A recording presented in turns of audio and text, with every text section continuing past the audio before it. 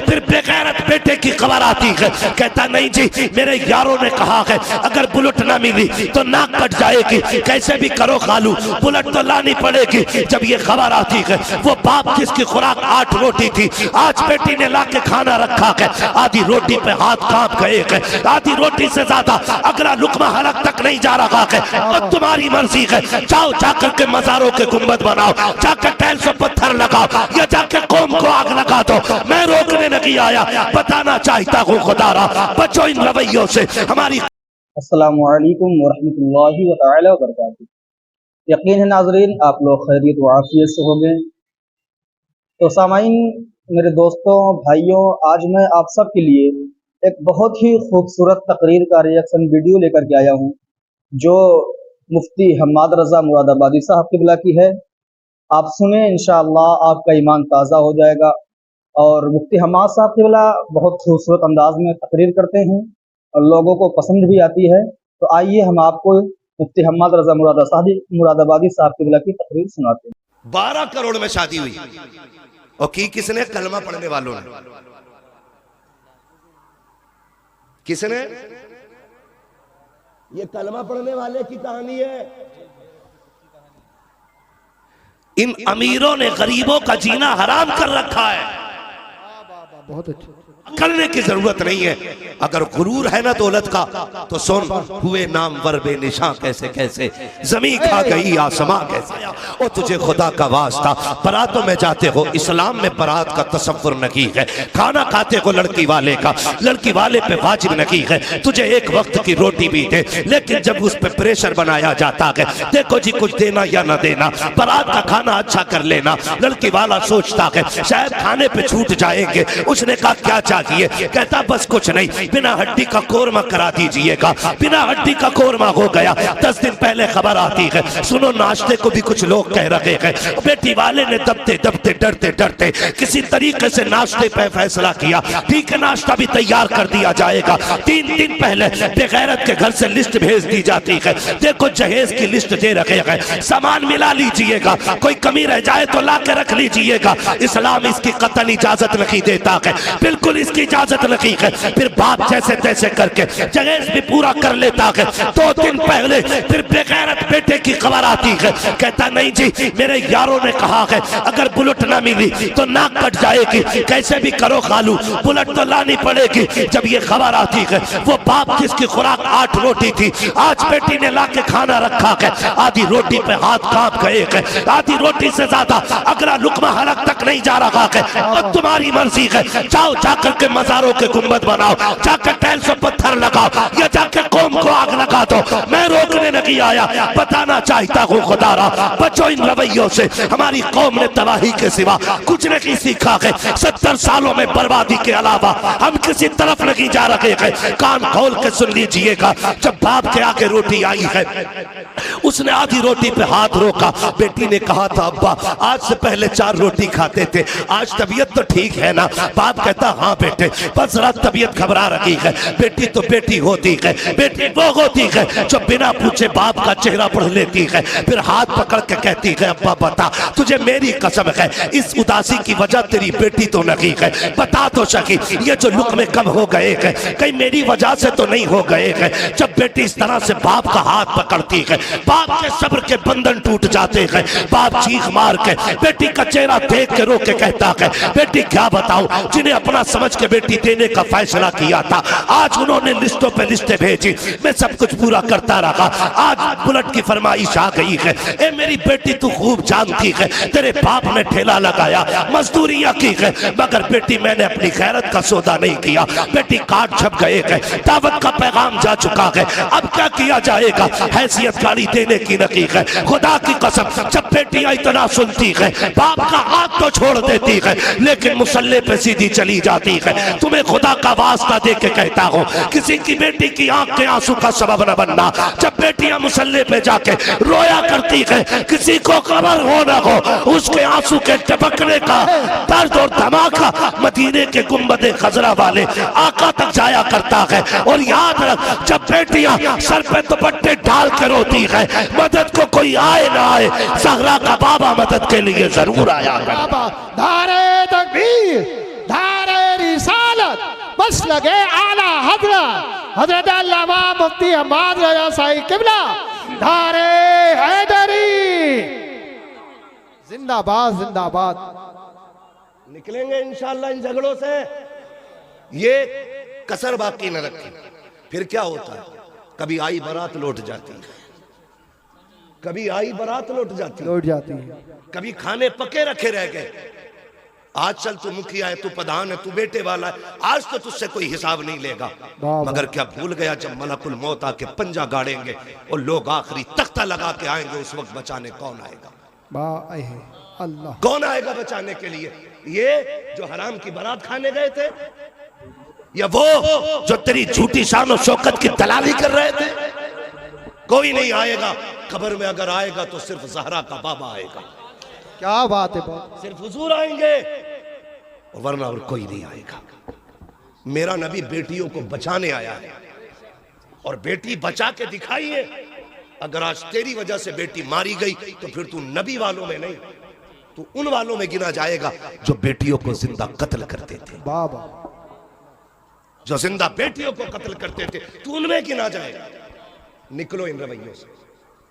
मुझे बताओ, अगर ससुर ने 10-5 लाख दे भी दिए, गुजारे हो जाएंगे? बोलो, हो जाएगा गुजारा? नहीं होगा ना। अल्लाह कादिर मुतलक है। तू 25 लाख ले ले, एक ऐसी जगह फोड़ा निकालेगा कि तेरे बाप की भी बिक जाएगी। जी जी जी। हराम का 25 लाख तो अलग है, वो तेरे अब्बा की जो है वो भी बिकवा देगा। वो कादिर मुतलक है, लेने पे आए तो जबड़े फाड़ देता है, जबड़े फाड़ देता है। लेकिन हम दूर होते गए, अकीदे कमजोर होते गए। फसल मारी गई, हजूर दुआ कर दो, फसल मारी गई, रिश्ता नहीं हुआ, हुजूर रिश्ता नहीं हो रहा। क्या तुम्हारा अकीदा अपने रब की जात पे नहीं रहा? भरोसा क्यों नहीं करते उसमें? हम अपने आप को बदले, और ये जो खर्चे बढ़ गए ना, इससे निकले। एक और कड़वी बात कहने जा रहा हूं, शायद किसी को हजम ना हो सकता है किसी और के भी पेट में दर्द हो जाए। बहुत कड़वी बात कहने जा रहा हूं। रिश्ते होते हैं ना, रिश्ते तो कभी कभी बहनें भाइयों के दरवाजे पे आती है, क्या कहती है? जबकि उसका शौहर भी है, उसका अपना बेटा भी है, उसका अपना परिवार भी है, लेकिन भाई के दरवाजे पे आके कहती, भैया तुम्हें पता है ना बेटी जवान हो गई है मेरी, फिर का कोई रिश्ता देखो बेटी के लिए। ऐसा नहीं है कि उसकी बेटी के रिश्ता देखने के लिए भाई के अलावा किसी और को इजाजत नहीं थी, लेकिन हम समझ नहीं पाए उसके लहजे को। हमने उसका मकसद जाना नहीं जाना हमने मकसद। वो जो आई थी वो ये कह रही थी, भैया बेटी मेरी जवान हो गई है, लेकिन अपने घर में नजर मार, बेटा तेरा भी जवान है, मैं क्यों किसी के आगे हाथ फैलाऊं?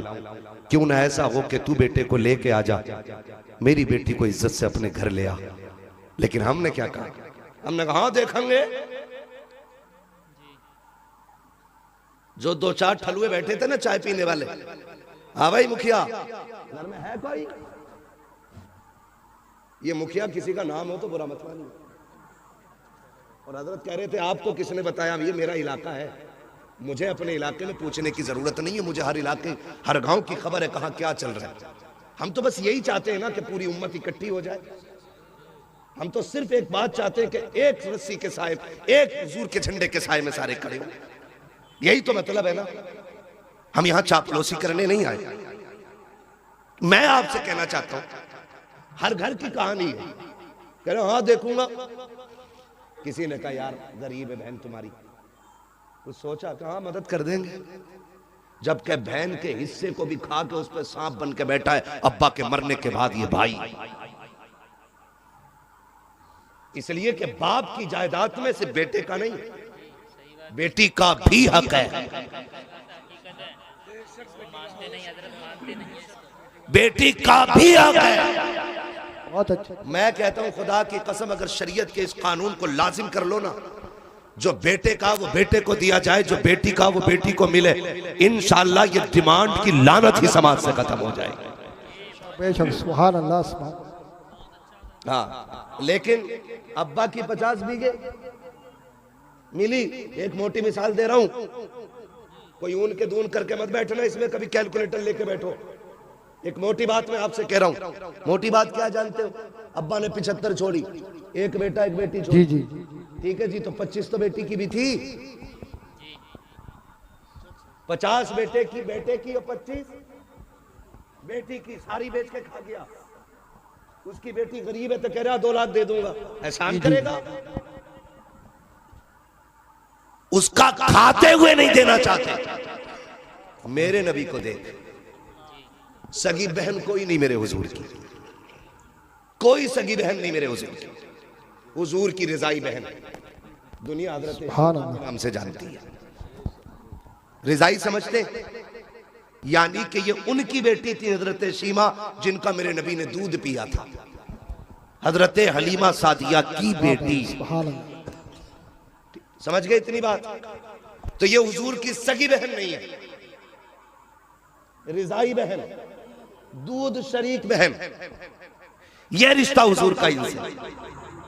इस्लाम फला फूला, आगे बढ़ा, जंग हुई एक कबीले से। उस जंग में हजरत शीमा के कबीले के लोग कैदी बना के ले आए गए। रब ने इस्लाम को फतह नसीब फरमाई। तो जब वो कबीले के लोग कैदी हो गए, हुजूर ने ऐलान फरमा दिया कि जिसे अपने कैदी छुड़ाने हो इनकी कीमत अदा करे और ले जाए।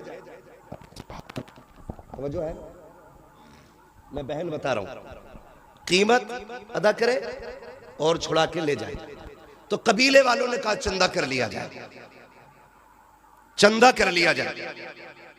तो अपने अपनों को छुड़ाने के लिए चंदा होने लगा। ये चंदा करने वाले पहुंच गए हजरत शीमा के दरवाजे। कौन है? चंदा लेने हैं। किस चीज के लिए? कहा वो कैदी बना लिए गए ना हमारे कुछ सिपाही, उन्हें छुड़ाना है। कहा बनाए किसने? कहा मोहम्मद इब्ने अब्दुल्लाह ने। जैसी इतना सुना हजरत शीमा की आंखों में चमक आ गई। फरमाने लगी एक बार और नाम बता। दोबारा नाम सुना। कहा कहीं ये वही तो नहीं है जो मक्के में पैदा हुए? कहा वही है, ये हिजरत करके मदीना आ गए हैं। तो हजरत शीमा ने चादर संभाली, फरमाने लगी अब चंदा बंद करो, मुझे उनकी चौखट पर ले चलो। कहा क्या करोगी? कहा कैदी छुड़ाने। कहा पागल है, पैसे मांग रहे वो और तू कैदी छुड़ाने की बात करती? कहा तुम्हें नहीं पता वो मेरा भाई लगता है। आए क्या बात है, सुभान नाज होता है बहनों को भाइयों पर, गुरूर होता है। भाई अगर मुनासिर हुसैन बधाइयों नहीं हो, बहन पकड़ के कहती है जो नात पढ़ रहा मेरा भाई पढ़ रहा है, बाबा आए ये जो आवाज है मेरे भाई राशिद की है, का ये जो निजामत है मेरे भाई की है। ये बहनों को नाज होता है। कहा लेके चलो ना, वो मेरा भाई लगता है। कहा अजीब है, उसकी कोई बहन नहीं। कहा लेके तो चलो। कबीले वालों ने कहा यार चल के देख न ले, अगर मिल गया काम हो गया तो फिर पैसे बच जाएंगे। अब खुदा की कसम बहन की चाल अलग है। कबीले वाले पीछे पीछे हजरत शीमा आगे आगे जा रहे हैं। क्या बात है। अब वो दौर खत्म है तो कोई आंखें निकाल के देख सके। अब वो टाइम नहीं है कोई को चढ़ा तो कचड़ा, कोई एक कांटा तक फेंक सके। दौर बदल गया, सहाबा नंगी तलवारें लिए खड़े, बदल गया दौर। हजरत शीमा आगे आगे आ रही है, जहां मेरे सरकार का खेमा लगा है वहां आकर के सहाबा इकराम ने तलवारें लगा रखी थी।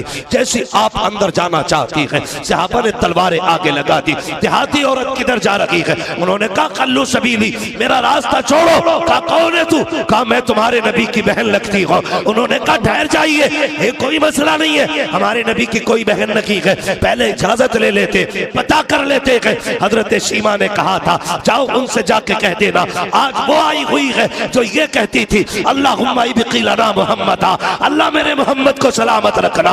जैसी वो सहाबी अंदर गए हैं, आका एक देहाती औरत है, आपकी बहन बता रही है अपने आप को, और वो ये कह रही है कि वो है जो मैं तुमको बचपन में अल्लाहुम्मा इब्क़िलना मुहम्मदा कहती थी। मेरे आका ने इतना सुना, फरमाते सहाबा कह दो मेरी बहन है वो। इतना कह करके वो सहाबी पहले दौड़े। जैसे सहाबा को पता चला ये हुजूर की बेगन है, खुदा की कसम तलवारों की औकात क्या है। नजरें झुक गई थी सहाबा की, गर्दनें झुक गई थी, सबके सर नीचे गए। अब मेरे नबी का प्यार बहन से देखिए, आका करीम ने इतनी तेजी से कदम बढ़ाए हैं कि जो मुजम्मिल वाली चादर सरकार के कंधे पे थी वो सड़क के जमीन पे तशरीफ ले आती है। मेरे नबी ने आज चादर का ख्याल नहीं किया है, दौड़े गए बहन की तरफ। उधर से बहन आई है, सरकार ने हाथ पकड़ा है और सीमा खैर है कि नहीं, देखा तो रोने लग गए हैं। आका करीम के आंख के आंसू, सहाबा देख के हैरत में थे। हजरत सीमा ने हुजूर को देखा है, नजर भर के देख रही है, पीछे पीछे कबीले वाले हैं, आगे आगे मुस्तफा चल रहे हैं। कान खोल के सुनो प्यारे, बहनों के रिश्ते अनोखे होते हैं। खुदारा बहने दरवाजे पे आ जाए, चेहरे ना बिगाड़ना, धक्के ना देना, गुर्बत का ताना ना देना। अगर मई जून की छुट्टियों में आए तब भी इनका इस्तेमाल करना है, दिसंबर जनवरी में आए तब भी इनका एहतराम करना है। ये 8 दिन के लिए बाप के दरवाजे पे आती है, तेरी रोटी की लालची नहीं है, तेरे पैसे की भूखी नहीं है, ये बाप के दहलीज पे इसलिए आती है, ये उस दीवार को देखना चाहती है जिस दीवार को बाप ने बनाया है, ये उस दरख्त के नीचे बैठना चाहती है जिस पेड़ को बाप ने लगाया था। क्यों? वो जानती है बाप ना सकी, उसका दामन ना सकी, उसके लगाए पेड़ के नीचे बैठेंगे, उसके झोंकों के सरिये खुदा हमें बाप की खुशबू नसीब फरमा दे। वाह वाह वाह, सुभान अल्लाह सुभान अल्लाह, जिंदाबाद। होती है, लेकिन माफ कीजिएगा दिसंबर जनवरी आ रही है, मेरा वक्त पूरा हो गया। 5 मिनट है और मैं चल लूं जरा, 5 मिनट और बोलूं जरा, तैयार है? जितने लोग सुनना चाहते कहते हैं जरा या रसूल अल्लाह, या रसूल अल्लाह। तवज्जो है सारे लोगों की? ठीक है भाई, कमेटी वाले भाई, ना आधा घंटा नहीं मेरे भाई। चचा आपके बुढ़ापे को सलाम, मगर मेरी मजबूरी है जी मुझे रोज बोलना रहता है बस। या रसूल अल्लाह। मोबाइल पे बहुत सुना होगा आदमी।